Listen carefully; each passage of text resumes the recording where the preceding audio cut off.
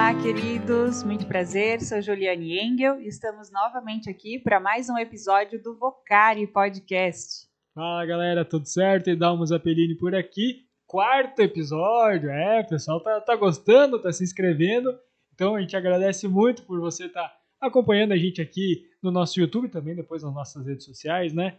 E hoje o quarto episódio, também temos o apoio de Maria Antônia Interiores, nosso estúdio tá por aqui, topzão, e o pessoal do portal de Schroeder, que está fazendo as gravações, faz as edições. Deixe isso supimpa para você tá assistindo aí no conforto da sua casa, do trabalho, onde quer que seja, né? YouTube é fácil demais para isso, né? E novamente aqui, quero te lembrar, antes de mais nada, para você curtir esse vídeo, para você compartilhar e para você se inscrever aí no nosso canal, para sempre que surgir um novo episódio, você já receber também a notificação, ativa o sininho aí, se você está gostando desse conteúdo, né, dos nossos episódios, você vai receber aí sempre uma notificação assim que chegar um novo vídeo. E o nosso quarto episódio, a gente foi de comunicação para fotografia, para padre, vocação do nosso pároco, e hoje com o Ederluan Chad, ex-atleta profissional, mas que ainda está jogando muita bola por aí. A gente está conversando aqui antes de gravar. Vocês vão saber um pouco da história do Éder. O Éder aqui, todo mundo conhece o Éder, jogou na Malve, jogou em vários locais, jogou na seleção. A gente vai falar um pouco da história do nosso convidado. Éder, brigadão por ter aceitado esse convite, estar participando aqui com a gente, pra gente falar um pouco pessoal e também para quem se inspira, né? Que toda criança, todo menino quer ser jogador, né? É verdade. Obrigado pelo convite, é uma honra estar aqui na minha cidade, agora podendo falar um pouquinho da minha carreira, do esporte, enfim. Eu fico muito lisonjeado assim, com os convites que me aparecem às vezes no dia a dia, vamos isso, vamos aquilo, então para mim realmente é uma grande honra estar podendo participar desse quadro. Show de bola. A gente começa então na infância, quando começa, né, aquela vontade de jogar bola. Além de jogar bola, Éder, o que você gostava de fazer? Tinha algum outro esporte ou como é que era a sua... Desde pequeno era só futsal, futebol? Cara, é muito, né, eu tenho um filho de 14 anos e eu até falo pra ele, eu acho que pra prática do esporte em si, eu sempre gostei de fazer tudo. Então, desde a escola eu fazia todos os esportes, né, mas claro, eu me identifiquei muito com o futsal, com o futebol, mas eu sempre praticava todo tipo de esporte e vivia na rua, vivia com o tampão do dedo sempre estourado, né, porque chutava de bico, pulava o muro da escola ali do Luiz Delfino. Enfim, então eram épocas boas, assim, mas eu sempre fui muito esportista, sabe? Eu sempre fui muito da prática do esporte, até hoje, né? Eu parei de jogar, mas eu pedalo, eu tento fazer um monte de coisa, trilha, enfim. Tento estar sempre fazendo algum tipo de esporte. Legal. E falando um pouquinho até ali do Luiz Delfino, né? Eu estudei ali também, né? O Idalmo, na verdade, estudou em Jaraguá do Sul, mas eu estudei ali também. E você acha que foi ali que começou esse teu olhar assim pro esporte? Foram as aulas de educação física? Estava sempre nas competições ali também do colégio? Como é que foi isso? Como eu falei, né? Eu não lembro a idade certa. Eu sei que eu comecei a treinar aqui nas categorias de base de Schroeder com 7 anos. Foi indicação de um amigo.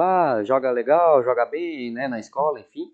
E aí eu comecei a treinar ali, mas sim, desde a escola, né? A escola, eu lembro bem, eu acho que as aulas começavam às 7h45 e eu gostava muito também de ping-pong, então eu ia já 7 horas para jogar ping-pong.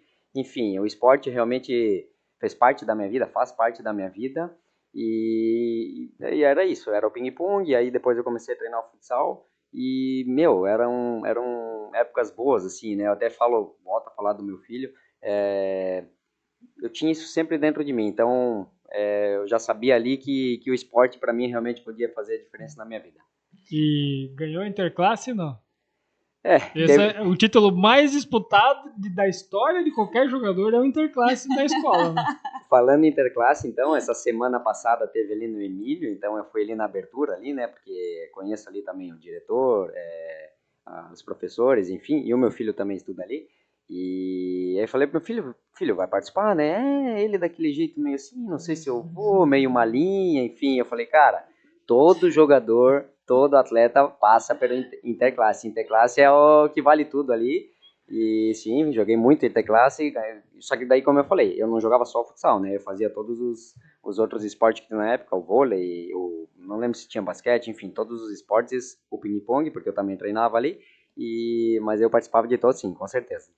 O ping-pong, naquela época, era engraçado. Eu lembro também, a gente estudou, acho que você era um pouquinho mais velho, né? Mas eu lembro que a gente tinha essa fase ali, cada um levava a sua raquete de casa. Quem estudou nessa época no Luiz Delfino aí vai lembrar disso, né? Levava a raquete customizada, passava fita, aquela coisa toda. Ia cedo para a escola, para antes de começar a aula, antes de bater o sinal, jogar o ping-pong. Era muito legal mesmo.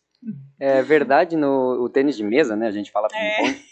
Inclusive, agora, né, que eu tô trabalhando no esporte, eu dou também aulas aqui de tênis de mesa no Senai, aqui, para as turmas. Mas é exatamente isso aí. Eles levam já a raquete de casa, tem toda né, fazem a raquete, levam a bolinha. E é um pessoal bem legal, assim, porque eles se respeitam muito. Eu acho que eles já se conhecem das escolas, né? Então, não tenho briga, não tenho reclamação, respeito a fila, então. E eu lembro porque era exatamente assim também na nossa época na escola. Não, show de bola. E então começou aqui nos esportes de base em Xereder. E como é que foi então que você passou pro profissional, assim, a primeira experiência profissional? Porque desde até então você treinava aqui, e daí pô, para de repente realmente virar um profissional. Como é que foi essa? Vamos então por partes. Eu já treinava desde os 7 anos e sempre, né, até me destacava e eu gostava muito disso. Até volto a falar do meu filho. Eu não lembro de ter faltado um treino na minha vida desde pequeno, assim, faltar por faltar. E eu realmente via que isso ali poderia fazer parte da minha vida. Então, meu primeiro salário, digamos assim, eu estudava ali no Luiz Delfino até a 7ª série e eu acabei ganhando uma bolsa de estudos para estudar no Jangada ali, que era um colégio particular em Jaraguá. Então, ali eu considerei meu primeiro salário no esporte. E ali eu fui jogando outros torneios, já a nível estadual, né? Xereder fez também uma equipe aqui no ano de 2004 e 2005 a nível estadual, trouxe alguns rapazes de fora e ali a gente acabou se destacando um pouquinho mais. E a partir dos 17 anos, então, eu fui para o sub-20 da Malve, primeiro sub-17, depois sub-20, e ali daí já, né, tínhamos um bom salário, já era melhor remunerado e o nível, na época era a Malve, né, que era a melhor equipe do Brasil e uma das melhores do mundo, inclusive na categoria de base também. E uma coisa foi levando a outra e quando eu vi eu já estava jogando profissionalmente, né, minha primeira experiência com o adulto foi uma viagem com 16 anos, mas foi só para viajar, nem cheguei a entrar na partida, e aí sim, com 17 anos, aí eu já estava jogando direto no profissional, Liga Nacional, saindo de titular alguns jogos, enfim, então foi uma trajetória bem legal. Não, legal comentar é que o cara começou no melhor time do Brasil, né? Base daqui da Malve. Meu, a Malve, eu tinha carteirinha, eu via todo jogo da Malve, não tinha como não ir, né? Era sensacional. E aí começou de profissional num dos melhores times do Brasil. Então, a gente até vai falar um pouquinho depois da tua história, que deu uma boa viajada por aí também, né? É verdade. Não, e como a Malve uma equipe que todo mundo queria estar, né? Inclusive na categoria de base, nós vislumbrava assim coisas que a gente nunca imaginava, né? E viajava também muito, né? Eu até quando a Malve para quem não sabe, ela nunca ganhou o Mundial Interclubes. Eles jogaram 4 ou 5 vezes contra a Inter Movistar da Espanha. E uma dessas viagens, aí como eu já estava jogando adulto, né, eu era para ir para a viagem e eu não tinha nem passaporte, imagina, não sabia como é que funcionava. E eles me avisaram meio em cima, enfim, não consegui fazer o passaporte e na época daí eles levaram outro atleta do sub-20 e acabei ficando de fora dessa viagem. Mas viajamos assim muito Brasil, né? Eu viajei também aqui para alguns países vizinhos aqui e realmente era uma época muito boa. Foi o único título, né, que faltou para Jaraguá, no caso, né? O Mundial, todos os outros que a Malve e Jaraguá jogaram, teve título, né? Só faltou o Mundial. Meu Deus, né? Eu não sei quantos títulos foram inúmeros títulos, né? Alguns eu tive o privilégio de participar e realmente eles batiam na trave, né? E imagina, a equipe da Malve realmente era praticamente ali 10, 12 atletas de nível de seleção brasileira, só que, claro, lá fora também a equipe da Inter Movistar era toda da seleção brasileira e espanhola na época, né? Então, realmente o nível era muito alto e eles chegavam lá e batiam na trave, batiam na trave, batiam na trave e foi o único título que realmente a Malve não conseguiu vencer. E falando ainda um pouquinho da infância, né? Como é que foi em casa, né, com a mãe? Ela incentivava bastante ou ficava aquele aperto no coração, assim, poxa, meu filho vai viajar, porque você começou cedo já a viajar, a sair, né? Mas com certeza teve um incentivo em casa, assim, também, né, para poder sair, né, e jogar. A minha esposa passa isso agora com meu filho, né? Que ele também começou um pouquinho. E eu, assim, sou muito grato aos meus pais, né? Eles nunca deixaram faltar nada em casa. Eles eram, assim... A minha mãe era um pouquinho sempre mais brava. Eu ajudava ela... Nós tínhamos uma venda na frente da escola, ali no Luiz Delfino. E eu ajudava ela depois, no período da tarde, né? E eu sempre lembro, eu ajudava ela um pouquinho. E aí, de repente, eu olhava lá pro campo ali, pro ginásio ali. Na verdade, era aberto na época, né? Luiz Delfino. E a galera tava jogando bola e eu dava uma escapada. E aí eu dava uma escapada e ela jogar, e eu era para estar ajudando ela lá na venda. E aí quando não tinha mais movimento e só tinha uma porta de entrada e saída ali na escola, e ela já tava com a varinha me esperando lá para dar umas varinhadas em mim. Mas enfim, e depois ela viu também, né, que eu ia começar a viajar, enfim. Eu acho que os pais em si, né, eles ficam preocupados quando estamos em viagem, né? Mas assim, eles sabiam que era que eu queria, né? Como eu falei, eu nunca faltei um treino, chuva, vento, raio, enfim, eu sempre ia, e eu acho que eles viam isso em mim, né, que eu tinha dentro de mim que eu queria ser atleta, ou pelo menos estava no caminho, e eles nunca, né, deixaram de me apoiar, sempre falaram, mas tu quer as coisas, tu tem que correr atrás sozinho, tu tem que te virar, tu tem que ter esse perfil dentro de você, e são tempos bons, assim, né, eu acho que essa geração mudou um pouquinho, é um pouquinho diferente hoje em dia com meu filho, por exemplo, e agora que eu também estou trabalhando na área, mas, enfim, eu acho que a pessoa tem que ter dentro dela, assim, o que ela deseja ser. O bom é que a sua mãe sempre sabia onde te buscar quando você não estava lá trabalhando com ela, já sabia onde ela ia te encontrar, né? É verdade. E aí, como eu ia ali, dava aquela escapada ali, né, porque eu era para estar ajudando ela lá na venda, né, ela tinha uma papelaria, e eu escapava ali para jogar, e a galera já quando via ela lá vindo de longe, vai tomar umas chineladas, vai tomar umas varinhadas hoje. Mas era coisa legal, né? Eu era rápido, eu corria dela, né? Ela passava meio longe, só sentia o vento da varinha, mas tudo certo. Eu lembro da sua mãe. Quem nunca atravessou a rua ali da Luiz Delfino para lá comprar uns docinhos, né? Naquela época podia, né? Isso, né? Era uma papelaria, mas daí, como na época podia, né, fazer as vendas, então a gurizada ia tudo ali para comprar guloseima, enfim. Eu acho que não tem nenhum aluno que passou ali e não conhecia a Dona Miki. É verdade, verdade. Pô, e falando então da tua carreira, a gente viu que você saiu do país e foi para uns países bem diferentes, né? Foi para o Kuwait, foi para a Espanha, foi o último time que jogou profissionalmente em Paris, na França. Fala um pouquinho dessa experiência, porque são lugares distintos, né? O futsal também muda? É diferente um para o outro, para o nosso Brasil. Nosso Brasil ainda é o melhor, não? O que tu acha? Eu não troco o Brasil por nada, né? Vamos por partes então. Eu dei uma rodada boa aqui no Brasil, né? E em 2015 eu voltei para Jaraguá do Sul e eles fizeram uma boa equipe e nós ganhamos a Taça Brasil aquele ano, né? Inclusive contra o Sorocaba na época, era Brasil, Quirinho, patrocinador, contra o Falcão na final. E voltamos a ganhar um título a nível nacional para Jaraguá do Sul. E com aquilo, né, eu tive uma proposta para ir para a China, foi a minha primeira experiência internacional. E eu lembro muito bem a minha irmã me mandando um e-mail. Nunca me mandou um e-mail. Não, mas agora que tu tá no time onde tu queria, tu tá em casa e não sei o quê, agora tu quer ir lá para a China, ficar longe da tua família, né? E só que realmente financeiramente era uma coisa, quase hoje em dia o que acontece com o futebol de campo, né?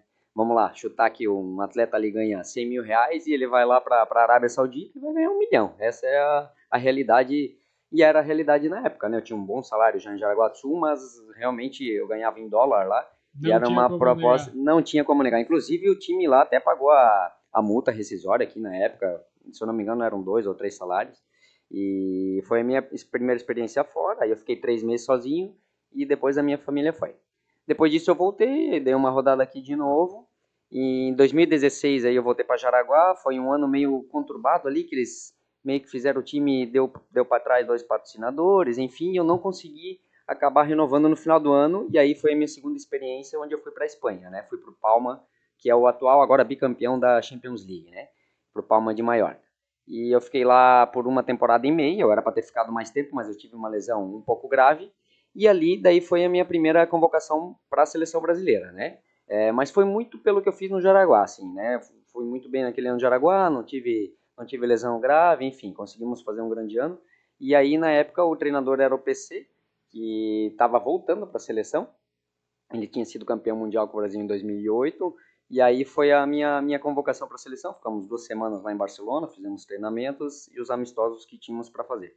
A minha outra experiência depois foi no Kuwait, né, um país do lado ali do Catar, um país menor, mas mesmo estilo assim, né, um país árabe, é um país bem legal assim para quem não conhece, quer dar uma pesquisada. É um país que não é tão conhecido, por exemplo, como Dubai e Catar, que são um pouquinho mais abertos para o turismo. O Kuwait é um pouco mais fechado, mas olha, era um dos lugares que eu voltaria fácil para morar. Eu morava de frente para o mar, eu gosto de praia, enfim. E lá também foi antecipada a minha volta por questão de que foi bem na época que bateu a Covid, né?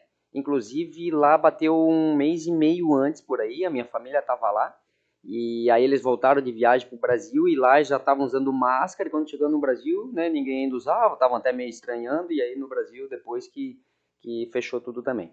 E a minha última experiência daí, agora fora do país, foi na França, né? Eu fiquei 3 anos seguidos no Sporting de Paris. Lá eu acho que foi uma experiência bem legal, assim. Eu consegui ajudar bastante eles, fomos campeões nacionais lá. Fomos, né, disputei a Champions League por eles também. Eu já estava ajudando lá também a dar treinos no feminino. Eles queriam fazer um projeto para mim mais de 2, 3. Na época eles queriam ter renovado 5 anos. Mas aí lá a dificuldade era que eu morava sozinho, né? Era muito difícil levar família. Eles realmente, a questão burocrática do país, enfim, para o meu filho estudar também seria difícil.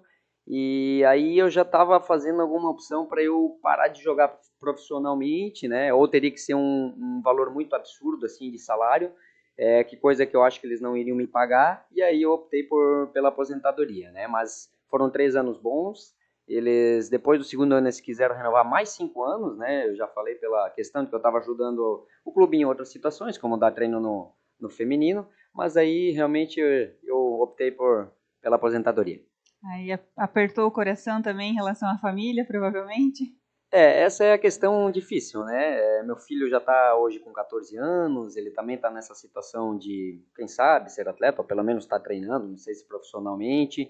Minha esposa também aqui, então eu até teria uma possibilidade de levá-los, né? Mas daí nós iríamos morar num apartamento pequeno, meu filho não ia estudar, minha esposa não ia trabalhar, enfim, eu acho que seríamos um pouquinho infelizes de situação assim no dia a dia, né? Claro que eu gostaria de estar com a minha família, mas e esse lado pesou sim daí para minha aposentadoria, mas eu sempre não quis alongar muito, sabe? Eu sempre vivenciei assim muitos atletas que postergaram muito, né? E eu acho assim que eu não me sentiria bem por questões, por exemplo, tu tá mais velho, tu já não consegue correr, tu não faz isso, aí tu ganha um bom salário, aí tu começa a escutar isso, tu começa a se entristecer, sabe?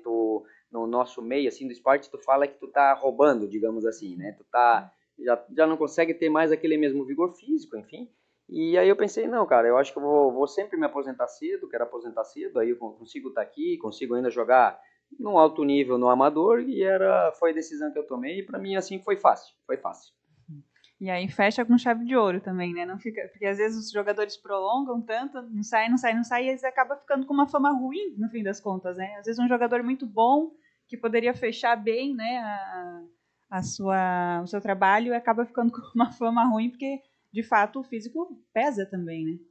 Exato, eu pensei nessa situação, né, e também, por exemplo, assim, pensei, de repente, poderia voltar aqui para o Brasil, né, mas aí eu penso, cara, meio, o calendário no Brasil é bem difícil, a gente treina 2 períodos, são muitas viagens, né, então, realmente, eu não gostava de viajar, eu não gosto de viajar para jogar, né, a gente gosta para passear, para fazer turismo, e realmente fica desgastante, então eu pensava, se eu vou voltar para o Brasil, teria que ser para jogar perto de casa, que seriam as opções aqui Jaraguá, Blumenau e Joinville, seriam as opções perto de casa, né? O Jaraguá está bem estruturado agora, está bem legal, enfim, eu tive uma história legal ali com eles, tive 4 passagens ali pelo Jaraguá Futsal.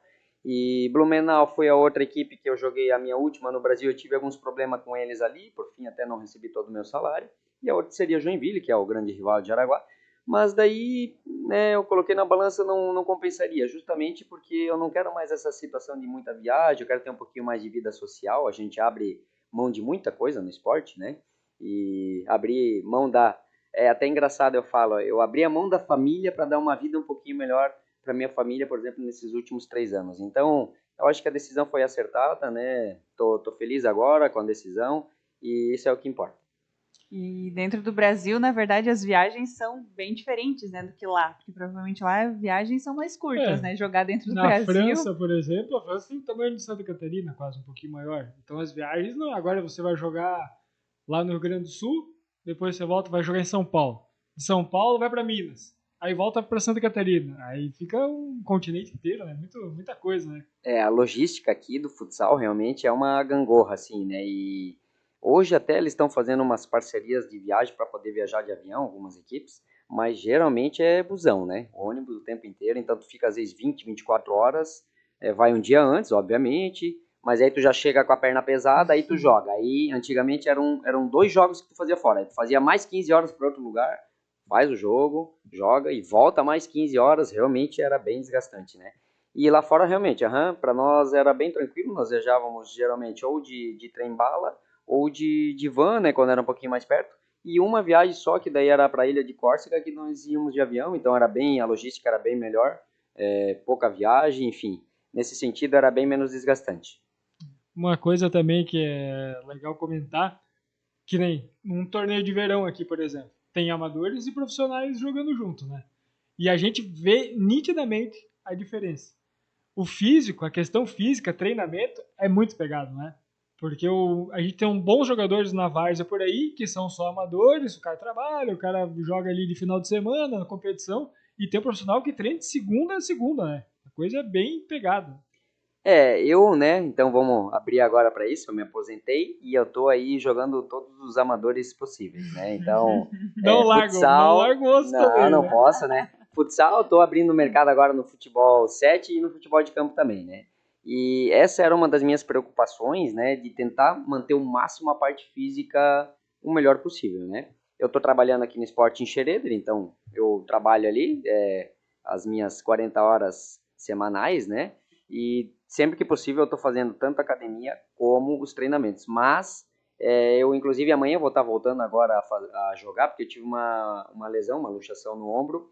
Mas é que eu já sentia o meu corpo mais fraco, sabe? Eu olhava para minhas pernas, já dava para ver a olho nu, realmente, que eu me sentia mais fraco, porque imagina, lá eu treinava todos os dias, 5 vezes por semana na academia, e aqui eu consigo fazer 2 meio rápido, a gente perde tempo, aí tem outro dia que tem jogo, aí às vezes não consigo fazer o treinamento adequado, mas sim, eu tento me adequar o melhor possível, porque eu quero ser um atleta no esporte amador, para tentar ser a nível o melhor possível, né? Não um profissional, porque realmente o profissional fisicamente vai estar melhor, mas para eu me cuido, né? Sempre me cuidei a vida inteira para estar o melhor possível. E aí eu volto naquela situação de roubar, né? É claro que eu recebo todos os jogos para jogar, e eu também não quero chegar num clube que eles vão me contratar, vão me pagar ali por jogo, e eu vou chegar lá só pegar o dinheiro e não vou render o que eles querem. Então, pelo menos eu tenho que ir lá, vestir a camisa, dar o meu melhor. Não necessariamente vou ser o melhor jogador do mundo, mas eu dando o meu melhor, então eu me sinto bem,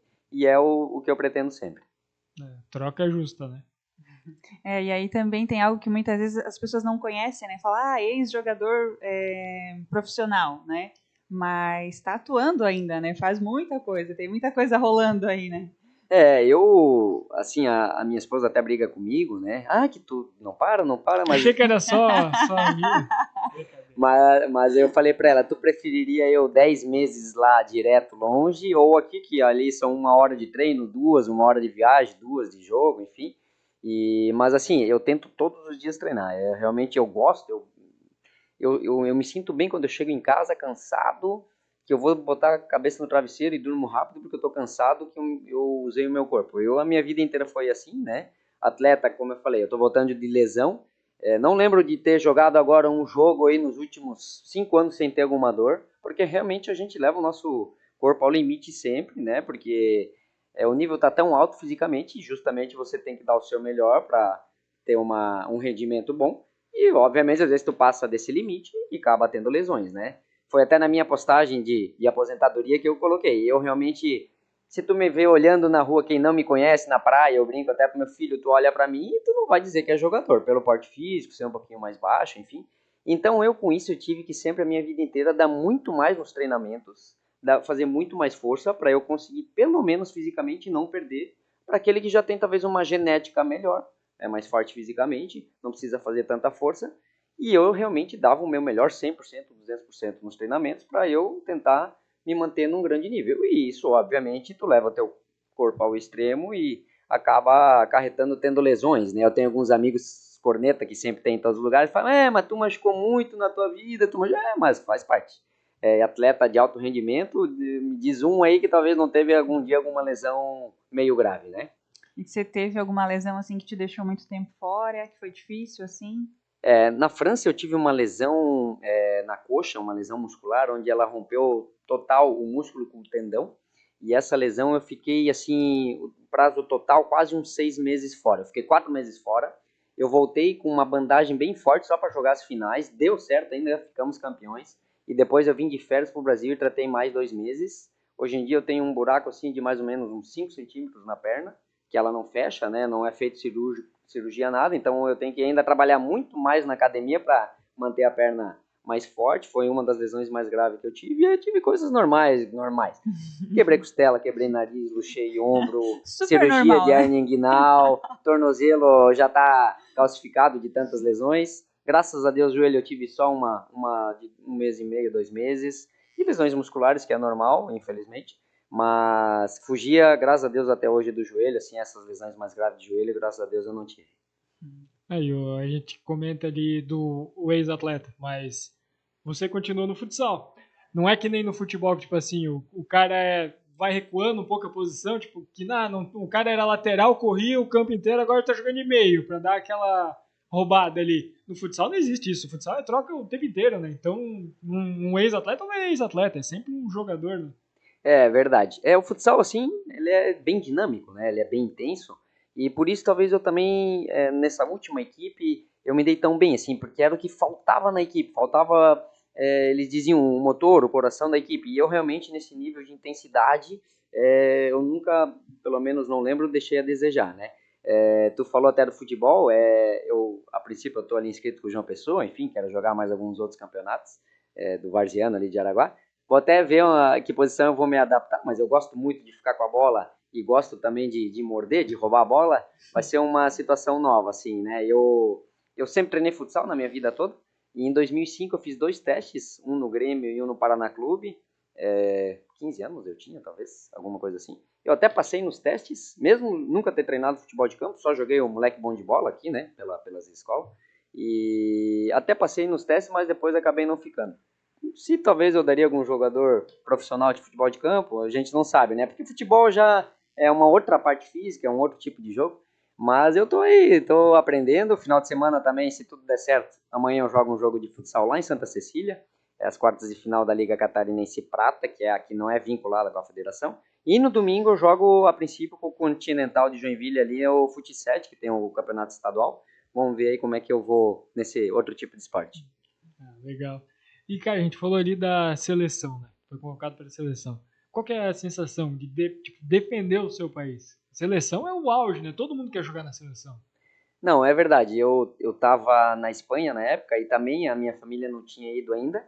Eles iam depois. E aí eles entraram em contato comigo, né, da comissão, e realmente foi uma surpresa grande. Foi até um baque, assim, né? Eu liguei para minha família, para meus pais, para minha esposa, chorando, assim, emocionado. A gente não tem como explicar, né? Eu acho que é a mesma coisa de tu ter a notícia que tu vai ser pai, assim, é um baque, é uma coisa tão boa, gostosa, difícil de explicar. E realmente, né, eu, assim, tentei absorver o melhor possível. Foram 2 semanas de treinamento com o PC, que para mim, 2 semanas de treinamento com ele valeu 1 ano, assim, de tanto que o cara aprendeu realmente. É um cara diferenciado, né?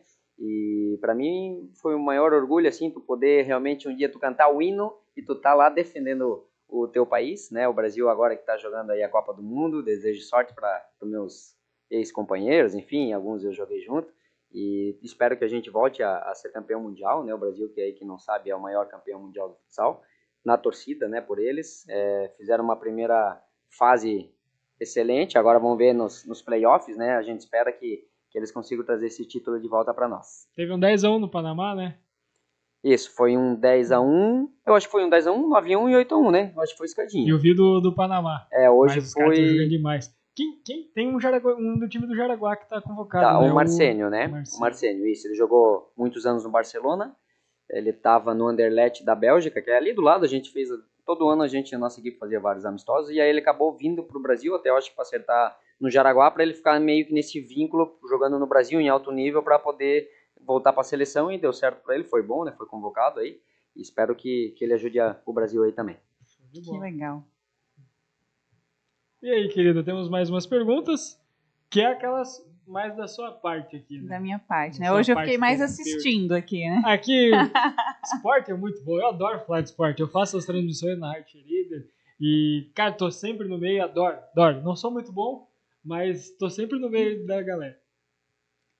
Uma das perguntas aqui a gente estava comentando, né, de como é a vida do ex-jogador profissional, mas a gente já viu que é pegada, né, não tem jeito. E claro, porque gosta, né, igual o Idalmo falou, não vai parar assim de um dia para noite, né, não tem como, né, tá no sangue, tá no coração, aí a esposa que lute, né. Não, é bem isso mesmo, né, eu gosto muito disso. A mensagem assim que eu deixo, né, para quem eu volto a falar, eu tô trabalhando no esporte, tô mais nos projetos sociais, mas sempre vem algum guri que me conhece, e é o meu próprio filho, que tem 14 anos, eu não sei o porquê que eles gostam, querem o esporte, me parece mais pelo glamour, assim, sabe? Porque hoje em dia é tanta rede social, enfim, e eu digo muito para eles ter cuidado com isso, porque o esporte realmente é uma ferramenta boa para nós, mas tu tem que ter muita entrega, como eu acho que todos os trabalhos, tudo que a gente faz na vida, tu tem que ter muito amor e muita entrega. E isso da minha parte, na minha vida, eu só virei atleta profissional por causa disso. Eu volto a falar, eu joguei na Malve com os melhores adultos e também era o nosso melhor sub-20. Eu olhava para o lado, era os melhores jogadores do Brasil no sub-20 e alguns, olha, eu acho que 90% nem atleta profissional chegou a virar. E eles eram excelentes na base. Para tu ver como é concorrido, como é difícil. E é o que eu falo para eles. Então eu acho que eu sempre tive isso dentro de mim. E se eu tiver 60 anos, eu acho que vou estar praticando algum esporte. Meu sonho de vida é construir uma casa com futebol, que eu acho que eu tenho esse novo esporte para aprender, para praticar. O futebol eu gosto bastante. E realmente eu não me vejo sem fazer o esporte. Que legal. E olha, já entrou numa das perguntas que a gente tinha aqui, que é justamente disso, né? E você tá com esses meninos hoje em dia, assim, né? Mas a pergunta era, o que você falaria, né? Para um menino, para uma menina também, porque tem muitas meninas também que gostam, né, do futebol, do futsal. A gente está no país do futebol, não tem como não, né? O que você diria para alguém que tem esse sonho, né? E como chegar lá? O que fazer para chegar lá? Né? Primeiramente, não escutar as partes negativas das pessoas, porque isso eu acho que é, de modo geral, tem muita pessoa que vai querer te colocar para baixo ou dizer que tu não vai conseguir. E realmente, se tu tá focado, tu tá com disciplina, se você quer aquilo, você vai correr atrás. Só que o correr atrás realmente é dar o teu melhor. E às vezes a gente quer um resultado momentâneo, de uma semana, de um mês, e isso leva tempo.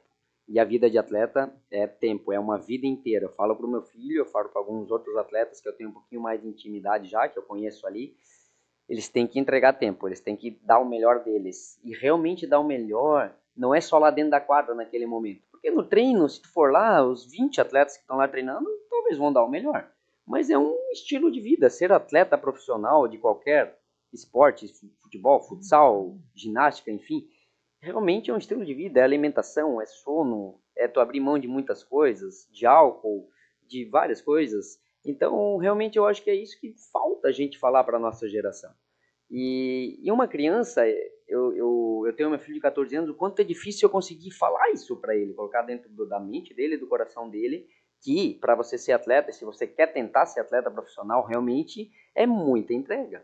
É muita entrega, não pode ser, eles não podem querer algo pelo glamour ou algo desse sentido, eles têm que ter entrega, têm que ter algo realmente voltado para aquilo.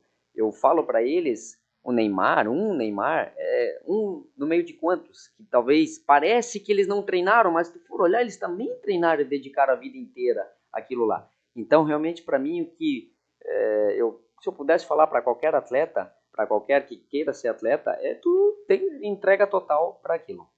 Que bonito isso. E isso deveria ser assim em tudo, né? Nas nossas profissões, como a gente sente falta de ver isso hoje, né? Na vida, em tudo, né? Quando a gente quer conquistar algo, igual você falou, a gente quer conquistar para ontem, né? Acho que vai vir tudo assim, me esforcei um pouquinho aqui, poxa, mas ainda não consegui.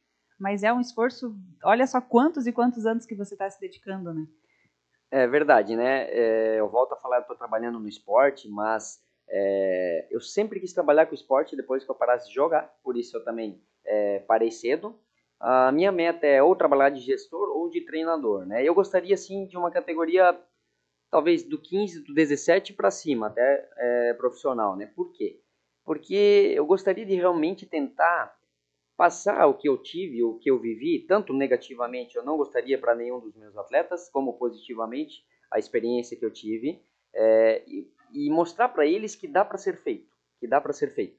Só que eu também estou num outro lado da moeda agora, porque eu estou trabalhando ali, o quanto é difícil você entender o lado humano dessa geração nova, das crianças, o quanto é difícil a gente conseguir, às vezes, plantar uma semente boa na cabeça deles, que talvez eles podem viver daquilo ali para a vida deles, e mesmo que não vivam daquilo ali é uma ferramenta de melhora para, quem sabe, um dia trabalhar numa empresa, de ter respeito pelo próximo, né?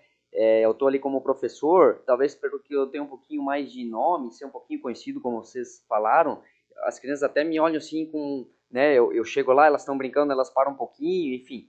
Mas o quanto assim é difícil hoje em dia a gente ver relatos de professores que talvez as crianças não respeitam o quanto deveriam, né? Não só no esporte, nas escolas, e a gente, como pai, porque eu sou pai, nós temos que tentar cuidar nesse sentido para tentar ajudar essas crianças para elas serem melhores realmente, como pessoas, como cidadãs, quem sabe no esporte, mas para a vida também, né? E olha que interessante, né? O quanto uma personalidade forte, bem formada, já impõe respeito, né? Porque só de saberem que você foi uma pessoa que se dedicou muito, né? Então, para chegar onde você chegou, obviamente por trás tem todo um esforço, né? E as pessoas já reconhecem isso sem você falar nada. Então é de fato a personalidade forte, né? Que traz essa diferença e isso serve para tudo, né? É verdade, né? Eu até, durante a minha carreira, assim, por ter, às vezes, a personalidade um pouquinho forte, eu também andei vacilando, né? Dando muro em ponta de faca, né? Eu deveria, na época, ser mais político, engolir mais sapo, de repente discutia com atletas ou com treinadores como eu não deveria. E hoje em dia, eu tendo uma idade, assim, um amadurecimento melhor, talvez eu faria diferente, né? Mas a gente sabe que não é assim. Então, eu tento passar isso para essas crianças, né?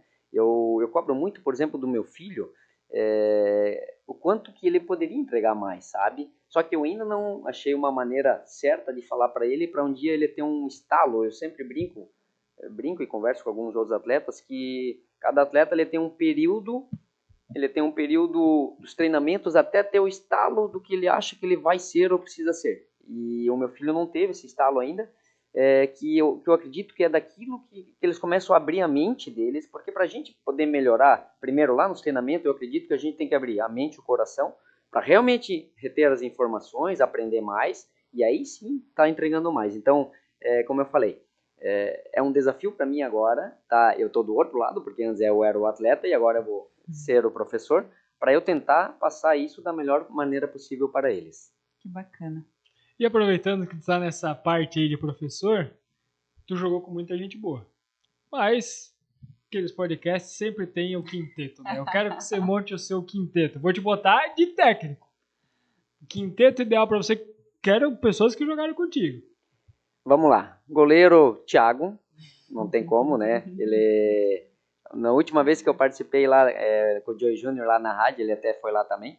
Ele foi meu companheiro de quarto também em concentrações, né? Eu acho que eles já botavam ele que era mais zen para me falar algumas coisas, porque eu era muito louco, para me ajudar. Então, goleiro, o Thiago.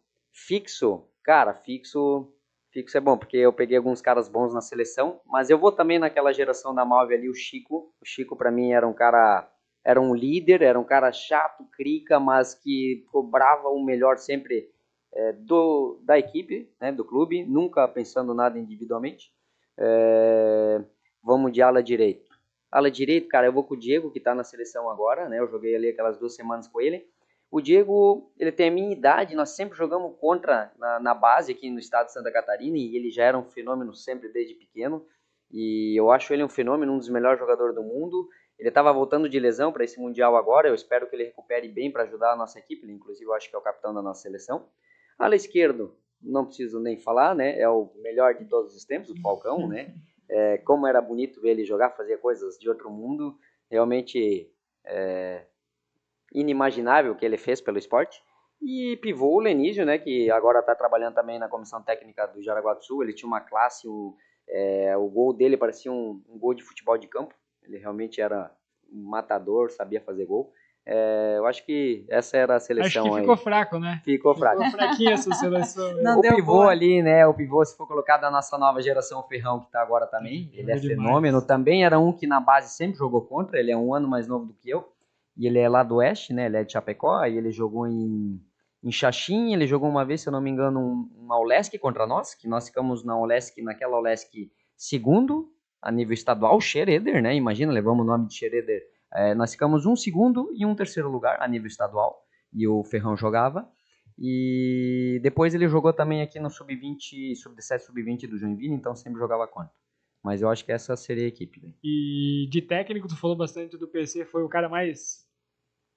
Cara, o PC foi, assim, 2 semanas muito intensas, né? E talvez por eu estar no fato de estar na seleção, eu gostava muito dele. Mas eu tenho 2 caras que eu, assim, nunca esqueço. O Xande agora que está no Jaraguá, ele foi o meu companheiro também como jogador e depois treinador em Rio do Sul, em Blumenau. É um cara sensacional, assim, eu acho ele muito, muito bom treinador, realmente. Ele consegue, além de falar sobre futsal, ele consegue enxergar outras coisas.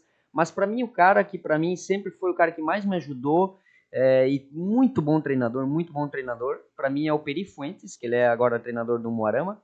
Ele só era também um cara, talvez por isso eu me identifiquei muito com ele. Ele era um cara muito pilhado, muito louco, a gente vivia se discutindo algumas coisas, mas cara, era dentro da quadra, passava dentro da quadra, a gente ia lá, se cumprimentava. Ele até me fez convite para trabalhar com ele já agora na comissão técnica dele, mas eu falei, cara, eu não quero ir para longe, enfim. Eu acho ele um cara muito sensacional, ele é muito bom de treino. Ele se perdia, eu falo para ele se perdia um pouco no jogo, porque daí aquela parte, daquela vontade ele tinha muito, e às vezes dava um branco nele no jogo. Mas para mim, o que eu mais trabalhei junto, que eu mais gostei foi o Peri Fuentes. Pô, show de bola. Que legal. E a gente tem o berço do futsal, né? Porque rodou o mundo praticamente, mas o quinteto é daqui, né? Brasileiro. Mas é que como a gente falou, né? A Malvi era o point, né? Era 10 anos ali de uma super equipe, né? Investimento absurdo. Naquela época, o Thiago era o goleiro da seleção, o Chico fixo, aí o Falcão, que era o Falcão, o Lenísio sempre na frente, então só o Diego que não era, né? Que o Diego é Mas mais da aí minha geração. O Leco às vezes jogava, tinha o Ari, tinha muita gente boa ali. Se eu fosse colocar, nós ia falar agora dos que estão ainda, o Leco, o Ari, Valdim, meu Deus, O Valdim é eterno também, né? Muitos jogadores bons, né? Muitos jogadores bons. Quis eu ter aproveitado mais eles, né? Hoje em dia, como eu falei, talvez a cabeça é diferente, talvez eu teria aproveitado mais, aprendido mais, mas enfim, passou e foi ótimo também. Mas é sempre assim, né? Eu acho que em tudo na vida é assim, né? A gente olha pra trás e fala... E que bom que a gente olha e fala, poxa, poderia ter sido melhor, né? Então, porque olhar e dizer, não fiz nada de errado, é sinal de que a gente tá mais maduro, né? Exatamente, que tá evoluindo mentalmente, exato, né? Esse é o ponto. Uhum. Muito legal. E aí, posso acabar com a conversa? E agora, para fechar, a perguntinha, a Ju sempre faz uma pergunta para todos os nossos convidados, mas é bem de boa. Eu acho que já está na sua linha do que a gente respondeu, que vai responder por aí. A gente gostaria de saber se você tem algum sonho ainda para realizar. Seja na tua vida profissional, seja pessoal, algum sonho. Sonho, vamos lá. Eu tenho 2, assim. Eu sempre quis ter mais um filho, né? Eu tive um filho com 14 anos, a minha esposa ainda perdeu um outro bebê. Ela, né, questão de idade, enfim. Vamos ver se um dia eu posso ser pai novamente. E a questão do esporte, o meu sonho, cara, é eu poder ajudar uma criança. Se eu ajudar uma criança, eu já fico feliz, sabe? Eu falo sempre pro meu filho, o que eu tô falando para ti, eu falo lá para as 20 crianças que eu vou passar, mas se eu conseguir ajudar uma criança realmente, quem sabe, nem pode até se tornar um atleta profissional, mas a ser uma pessoa melhor com o esporte, para mim, eu acho que essa é a função do professor. Então, eu acho que esse, para mim, vai ser o meu lema de vida, assim, né? Essa semana passada que eu estava em Massaranduba, com o Sub-17 lá, era um rapaz de 15, 16 anos, eu fui lá cobrir um professor e tive uma fatalidade de um rapaz ter uma lesão bem, bem séria, feia, grave, assim, no joelho, a patela foi pro lado, enfim. E eu vi o quanto era desesperador para ele aquilo, sabe? E foi realmente, até eu me assustei, porque eu em 20, 30 anos de carreira nunca tinha visto algo tão feio. Mas assim, talvez não vai ser nem tão sério, né? Ele acabou fazendo exame, consegui ajudar ele para marcar o exame, para marcar o médico lá com o doutor Darian, enfim. Eu acho que isso é o mínimo que a gente tem que fazer pelas crianças que estão ali no esporte, sabe? Ajudar elas, dar o máximo de conforto, de boas palavras, né? E claro, depois quando tá lá na prática, quem sabe ajudar eles nesse sentido também. Bacana. Mais uma vez, Éder, obrigada, né, por ter aceitado o nosso convite, pela tua presença, e desejamos sucesso aí nessa carreira. E um beijo para a esposa também, um beijo para a família que está aí com certeza assistindo, né? Zé, eu ia falar, mandar um recadinho final para a galera que está curtindo o vídeo. Pode ficar à vontade. Top. Muito obrigado mais uma vez, né? Uma honra, um privilégio poder estar aqui falando. Peço desculpas que eu começo a me empolgar, já começo a falar, atropelar as coisas. Eu realmente sempre fui assim, muito coração, né? Ao povo de Xereder em si, né? A minha família, meus pais que moram aqui, são daqui. A minha esposa e meu filho, a todas aquelas crianças atletas que a gente hoje em dia convive mais agora, né? Nisso. E quantas pessoas que eu conheço, assim, porque eu até é estranho, eu vejo a pessoa na rua, eu não lembro o nome, mas eu conheço a pessoa. Então, eu vou mandar um abraço a todos, né? Vamos lá, vamos sempre tentar fazer o bem para as pessoas. É tão difícil hoje em dia, às vezes, a gente vê isso, né? A gente escuta, às vezes, o povo de Santa Catarina, mais fechado. Não, vamos tentar sempre ajudar o próximo, fazer o bem. Eu acho que isso é o principal de tudo. Muito obrigado, Éder. Obrigado a você que está acompanhando o nosso 4º episódio por aqui, com o Éder do futsal, ex-atleta profissional, passando um pouquinho da história dele, ó. Você criançada aí, ó, manda pro seu filho, pro seu sobrinho, ó. Esforço, muita dedicação e, ó, quem sabe um dia lá você vira um atleta profissional. É isso aí, mais uma vez, muito obrigada por estarem aqui acompanhando a gente. Nosso abraço aos nossos apoiadores, né, Maria Antônia Interiores e também o pessoal aí do Portal de Xereder, sempre apoiando a gente. E mais uma vez peço que você curta aí, que você compartilhe, faça esse conteúdo, esse papo tão bacana chegar para mais pessoas aí. E a gente se vê no próximo episódio do Vocari Podcast. Se inscreva no nosso canal do YouTube, hein? Vai lá, dá o joinha e curte com a gente. Obrigado, galera!